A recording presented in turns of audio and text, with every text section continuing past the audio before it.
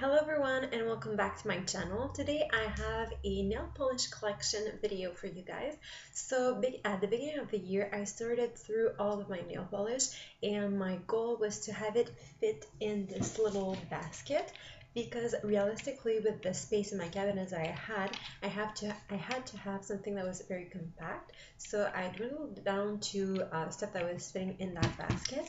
I know that if I ever move from the house that I'm in, I would be okay with getting a little bit more nail polish because it's something that I use on a daily. I always wear it on my nails. I love nail polish and it doesn't go bad that fast, so I can have a larger amount of nail polish rather than other products that go bad.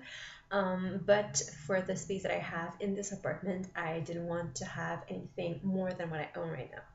So I'm going to show you guys the whole collection and how I store it and my little things that I do for organization with it. So I'm going to show you the organization part first. It's going to be more intelligent.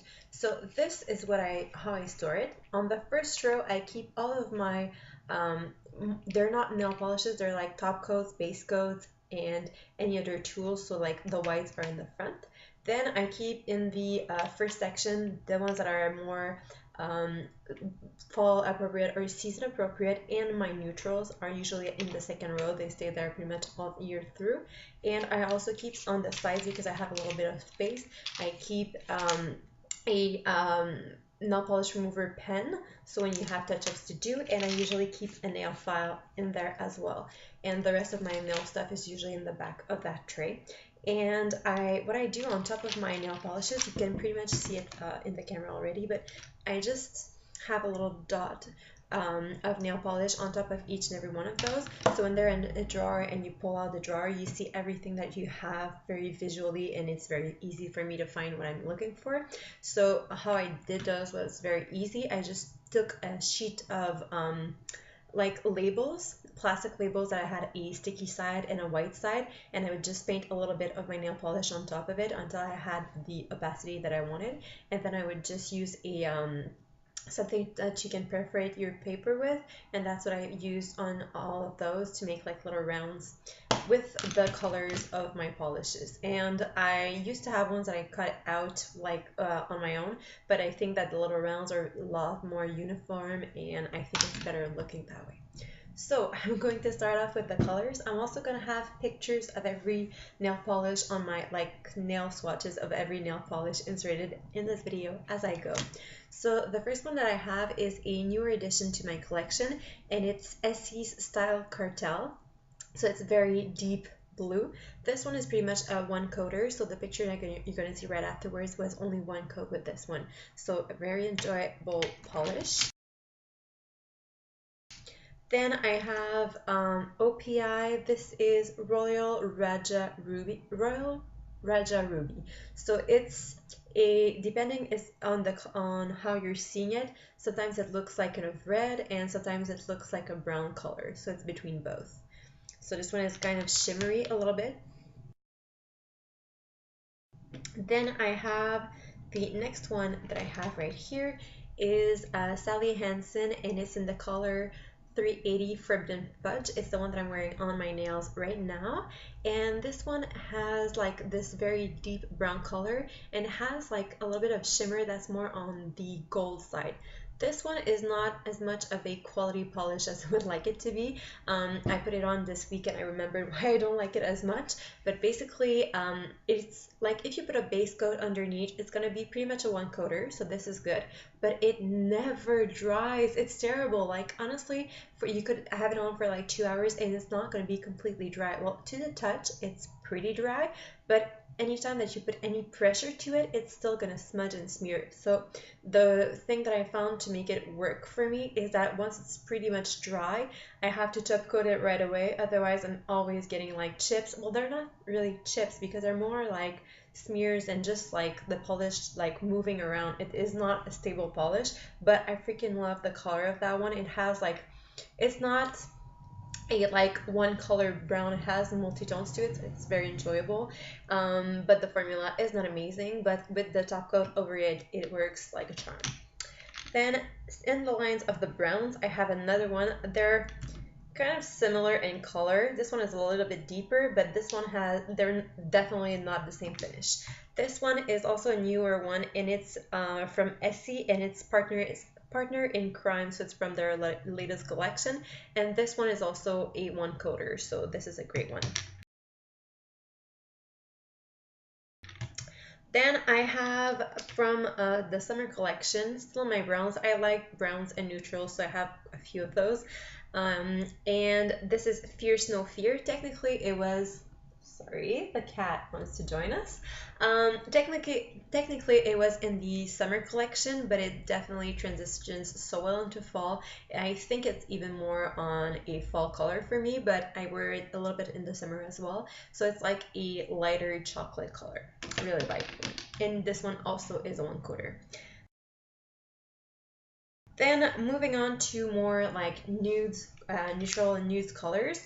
The first one that I have is from NYC, and it's in the color Fashion Safari. It's the color number 201, and this is what it looks like. This is my perfect neutrals on my nails. It's exactly the same color as my skin, so it looks impeccable. It looks amazing. This one, like, it takes about 2 coats to get it opaque, but it's like it dries very fast, and this is like $1.99 or $2.99, so it's super cheap. The color is great. It lasts pretty well. Like, it lasts as well as any of my other nail polishes, so it's the only one from that line that I have, but I really recommend that one, and I would like to try out some other ones of that brand because this one is really a great polish. Then I have a polish that I can only wear when it's a little bit colder outside, because otherwise it is terrible with my skin tone. It's from Sally Hansen, the Smooth Perfect Color Care, and it's in color 03 Dune. This one, when I'm tan, is terrible on me, but when I'm like a little bit more fair skinned as I am right now, it looks pretty decent on my nails. It's one of those colors that looks pretty polished and pulled together. It has a bit of a shimmer to it. So it's like a nude with a more light silver, it's not silver, it's really like a white shimmer to it. Then I have one that has a more on a silver shimmer. I'm just going to shake it up for the color to pay off better. This one is Essie. It's in the, I think it was in the spring collection, and it's the color Cocktails and Coconuts. It's a little bit warmer than Saint-Tropez, because I hated Saint-Tropez. It was way too it was way too cold for my skin tone, too cool tone, sorry. I prefer things that are a little bit warmer on my skin, and this one is like in between Topless and Barefoot and Saint-Tropez. So it's like, it's not as warm as Topless and Barefoot, and it's not as cool as Saint-Tropez. So it's in between, and it has micro shimmer to it as well. Okay, moving on to colors that are not as fall appropriate, so I don't reach for as much during this season. I have this one from Essie, which is Bikini Sotini. So it's like a beautiful light blue, and it has micro shimmer to it, but it doesn't really appear on your nails. So I really enjoy that one, but the formula is a pain to work with. I think you kind of need like 3 coats to get like an even application of that one. So the formula is not as amazing, but I really enjoy the color. Then I have the Go Ginza. So this one is a straight up, it's a pastel color. It's a very light purple, and it's very creamy finish. And this one is pretty opaque in 2 coats, and it's the color Go Ginza. I don't know if I mentioned it yet. Then I have, still in my purples, a little bit deeper of a purple. It's okay, the color on this screen is a little more on the blue side than it is in reality. It's a little bit more on the pink side in life. The other ones, the camera was picking up pretty well, but this one is not. And this one is the color Playdate. So this one also a good formula of polish. Then I have a very pastel green color. This one is Absolutely Sure. also from Essie, and it's this very, very light greenish color. I really enjoy like these colors both in summertime and in the spring also. So I like my barely white but not quite colors. I really like those. Then in the straight up summer colors, I have this one, which is Miami Nice. So this one has like two colors mixed in together, if you will. So it's a straight up pink, like an intense pink with a bit of a blue shimmer to it. Then I have this one, which is a crude interest, and this one is one of those light, it's kind of a peach color. It's a white base and it's peach pretty much the color. Then I have in these white based, I pretty much have like every color white based. This one is the pink one and it is Fiji from Essie. This one, the formula is not as amazing. It's pretty much like two coats if you're doing great, three if you're doing it hairy, which is a pain, but the color on it is amazing. Then I have a similar color in my blue. This one, the formula is a lot better. Two coats, you're getting away with it pretty fine, and it's Borrowed in Blue from Essie. And then I have my final Essie polish, which is the color Stretch Your Stuff. This one, well, apparently in the screen, it shows a little bit more of a muted blue than it is in real life. This is one that is pretty much in neon blue, so it's a straight up blue. This one is a pain to remove. It stings your nails like crazy, and it is so intensely pigmented, and it's a one coater pretty much. The color on it is really, really intense, and I was trying to get the color right, but it's not happening. If I move it in closer, no, it's still not picking up. You're gonna see the right color in the swatch anyways. But this one is one that I'm not sure that I can quite pull off, so this one might be gone next summer. I have to test it again in the summer. Then I have 3 Revlon nail polishes.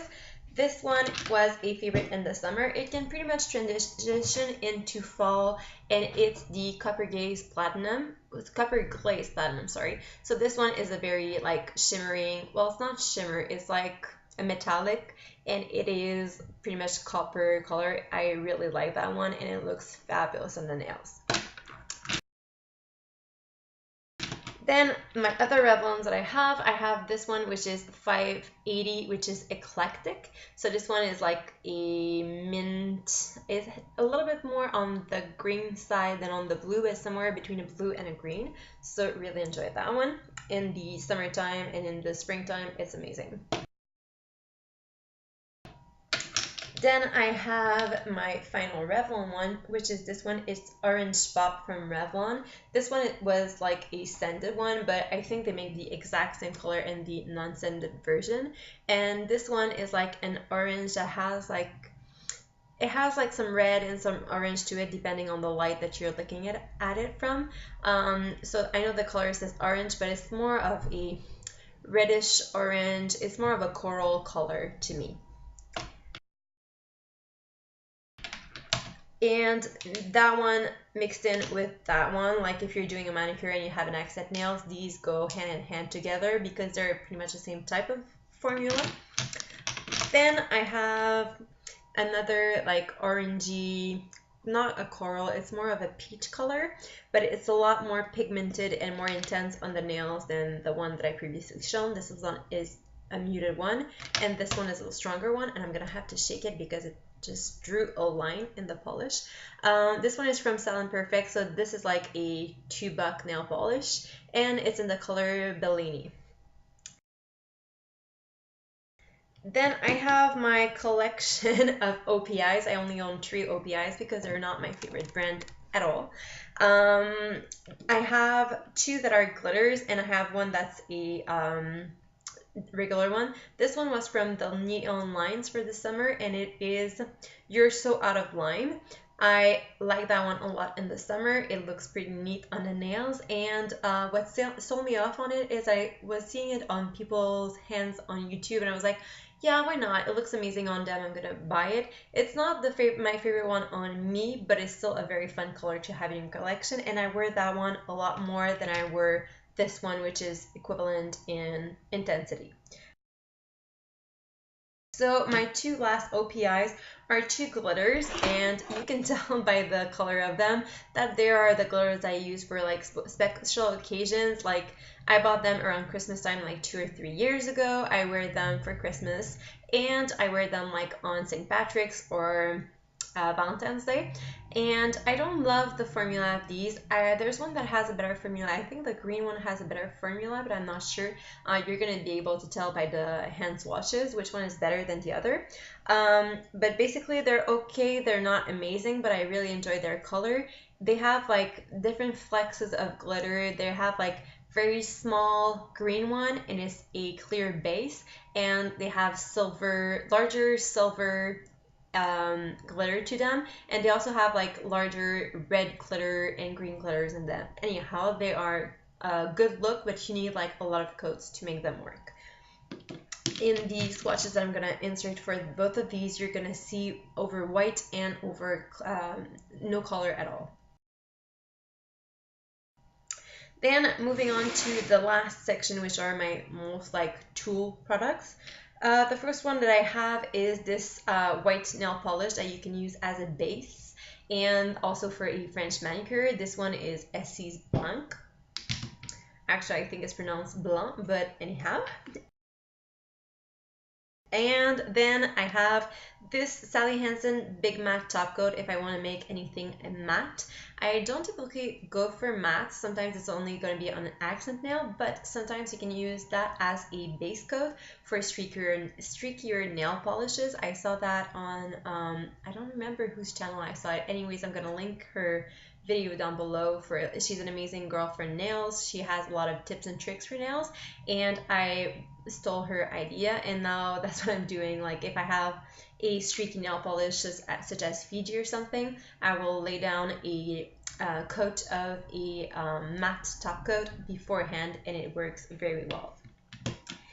Then I have a top coat. The top coat that I am currently using, even though there's like the tiniest little amount left, is the Outta.